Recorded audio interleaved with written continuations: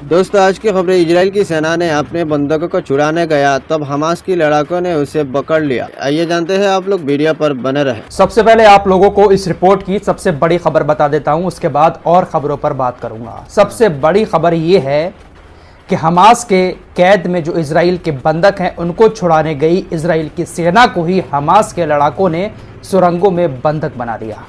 घसीट घसीट कर सुरंगों में उनको अपने पास कैद कर लिया।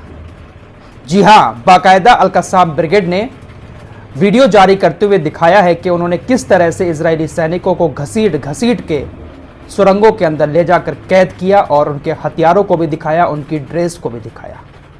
बाकायदा वीडियो जारी किया है हमास की अल-कस्साम ब्रिगेड ने। तो जो सेना इजरायली बंधकों को छुड़ाने गई थी सुरंगों के अंदर, वो खुद हमास की कैद में बंधक बन गई। इजरायली मीडिया सदमे में पहुंच चुका है। इजरायली मीडिया कह रहा है कि आप तो वहां पर बंधकों को छुड़ाने के लिए घुसे थे, अपने आप को कैद करने के लिए थोड़ी ना घुसे थे। आप तो खुद को ही कैद करा बैठे हमास की सुरंगों में जाकर। इजरायली मीडिया सदमे में है। वही इजरायली ऑफिशियल्स की तरफ से कहा गया है कि हमास ने जिन सैनिकों को पकड़ा है वो इजराइल के सैनिक नहीं हैं। तो फिर गाजा के अंदर हमास की सुरंगों में जो घुसे थे वो कहां के सैनिक हैं? किसी दूसरे देश के आ गए? हो सकता है कि शिनवेट का कोई विशेष दल हो, या हो सकता है कि यूरोप का कोई विशेष दल हो, या हो सकता है कि भाड़े के इजरायली सैनिक हो। लेकिन हमास ने कई सारे इजरायली सैनिकों को घसीट कर, हमास ने जो वीडियो जारी किया है उसमें हमास के लड़ाके चप्पलें पहने हुए हैं। वीडियो आपको नहीं दिखा सकता क्योंकि लहूलुहान है इजरायल के सैनिक, उनकी वर्दी को पकड़ के घसीट घसीट कर उनको सुरंगों के अंदर लेकर जा रहे हैं। इजराइल डिफेंस फोर्सेस का कहना है कि हमास ने हमारे किसी भी सैनिक को नहीं पकड़ा है।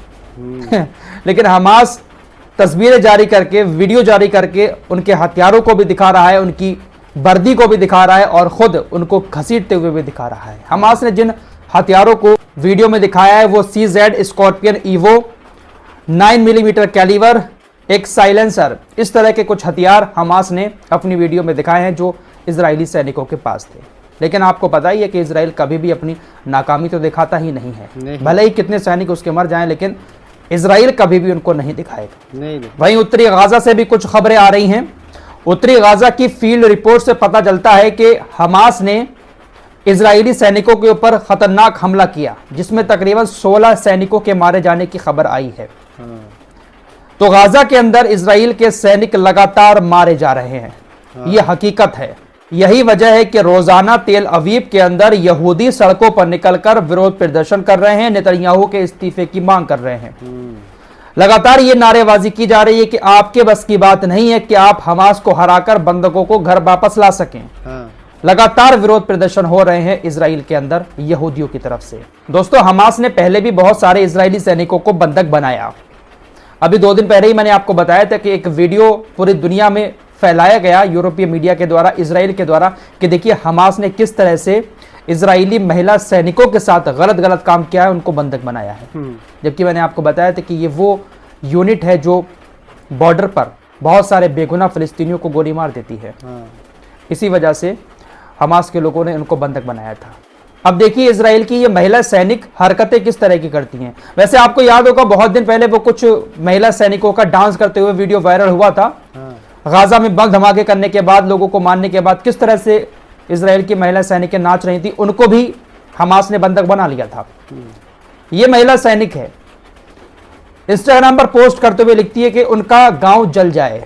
फिलिस्तीनियों के गांव को जलाने का ये आह्वान कर रही है सोशल मीडिया के जरिए। और अगर इसको हमास के लोग पकड़ लेते हैं, बंधक बना लेते हैं, तो पूरी दुनिया रोना शुरू कर देगी कि हमास छोटी छोटी लड़कियों को उठा रहा है। लेकिन ये किस तरह की सोच रखती हैं इजराइल की महिला सैनिक, आप लोग देख सकते हैं। गाजा के अंदर छोटे छोटे बच्चों की लाशें बिछी हुई हैं और उन लाशों पर खड़े होकर ये इजराइल की महिला सैनिक डांस करती है। इजराइल के पूर्व प्रधानमंत्री एहूद ओलमर्ट का कहना है कि इजराइल के पास गाजा में हमास को पूरी तरह से खत्म करने का कोई मौका नहीं है। उन्होंने यह भी कहा कि गाजा पर इजरायली युद्ध बेंजामिन नेतन्याहू और उनकी सरकार के अन्य चरमपंथियों के हितों की पूर्ति करता है। वाकई में नेतन्याहू इस जंग को इतना लंबा जो खींच रहा है ना, ये अपने पर्सनल फायदे के लिए कर रहा है। इसको पता है कि अगर जंग रुक जाती है तो इसकी कुर्सी गिरना तय है। आइए हुतीस की बात कर लेते हैं। हुतीस को ऑस्ट्रेलिया ने भी अब आतंकी ग्रुप घोषित कर दिया है। अमेरिका, ब्रिटेन, इजराइल जैसे देश पहले ही हुतीस को आतंकी ग्रुप की लिस्ट में डाल चुके हैं। जब किसी पर इनका बस नहीं चलता है तो उसको ये आतंकी ग्रुप की लिस्ट में डाल देते हैं। आइए अब बात हुतीस की कर लेते हैं। हुतीस को ऑस्ट्रेलिया ने भी आतंकी संगठन की लिस्ट में डाल दिया है। अमेरिका, ब्रिटेन और इजराइल जैसे देश भी पहले ही हुतीस को आतंकी संगठन की लिस्ट में डाल चुके हैं। जब इन लोगों का किसी के ऊपर बस नहीं चलता है तो इसको आतंकी कहना शुरू कर देते हैं। अरे और तो और ईरान की IRGC जो खुद ईरान की सेना है उसको इजराइल कहता है कि आतंकी संगठन घोषित कर देना चाहिए। इनकी सेना सेना है और दूसरों की सेना सेना नहीं है। फिलहाल ऑस्ट्रेलिया ने हुतीस को आतंकी संगठन की लिस्ट में डाला। यमन के विदेश मंत्री का बयान आया कि हम ऑस्ट्रेलिया का स्वागत करते हैं कि उसने हमें आतंकी संगठन की लिस्ट में डाला।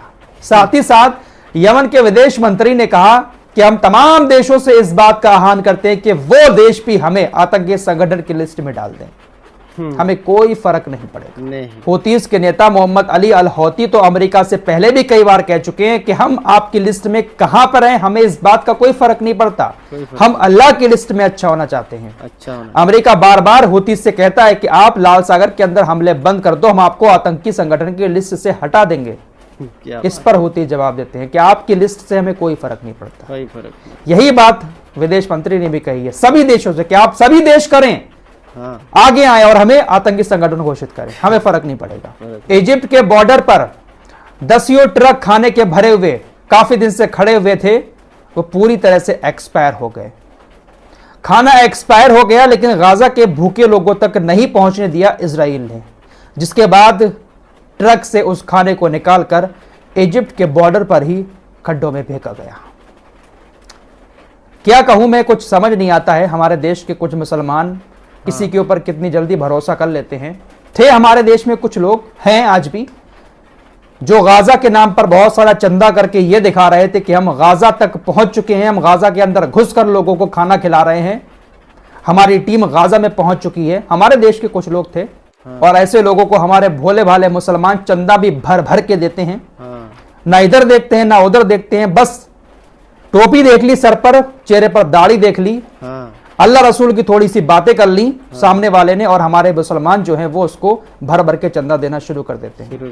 अरे जब गाजा के बॉर्डर पर खड़े हुए किसी देश के ट्रक गाजा के अंदर नहीं जा सकते तो हमारे देश के कुछ लोग बड़े बड़े दावे करते हुए चंदा इकट्ठा करके ये दिखा रहे थे कि हमने गाजा के अंदर जाकर वहां के भूखे लोगों को खाना खिलाया है।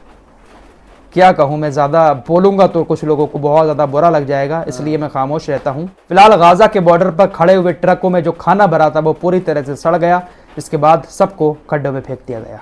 ईरान के सुप्रीम लीडर अयतुल्लाह खामेनी ने कहा है कि अमेरिका और ज़ायोनी यानी यहूदी मुस्लिम देशों को आपस में बांटने और हमें एक दूसरे के खिलाफ भड़काने की कोशिश करते हैं। हमें अपने साझा सिद्धांतों के आधार पर एक मजबूत संयुक्त राष्ट्र मोर्चा बनाने के लिए जागरूक होना चाहिए और इन साजिशों को नष्ट करना चाहिए। बिल्कुल बात सही कहते हैं अयतुल्लाह खामेनी। वैसे सऊदी अरब जो है ना, अकेला अगर वो चाहे तो गाजा के अंदर परमानेंट वाला सीजफायर करवा सकता है, क्योंकि सऊदी अरब से बहुत बड़ी मात्रा में तेल पूरे यूरोप को जाता है। थोड़ी सी चूड़ी टाइट कर दे तेल की, ये सभी पश्चिमी देश अपने हाथ में परमानेंट वाले सीजफायर का प्रस्ताव लिए फिरेंगे। फिलहाल इस रिपोर्ट में इतना ही, मिलते हैं कुछ और नई खबरों के साथ, तब तक के लिए अपना ख्याल रखिएगा। अल्लाह हाफिज़। दोस्तों हमारी रिपोर्ट को देखने के लिए बहुत बहुत शुक्रिया। चैनल पर पहली बार आए तो फॉलो सब्सक्राइब कीजिए और साथ ही साथ शेयर भी कीजिए। मिलते हैं अगली वीडियो में, तब तक के लिए अपना ख्याल रखिए। धन्यवाद।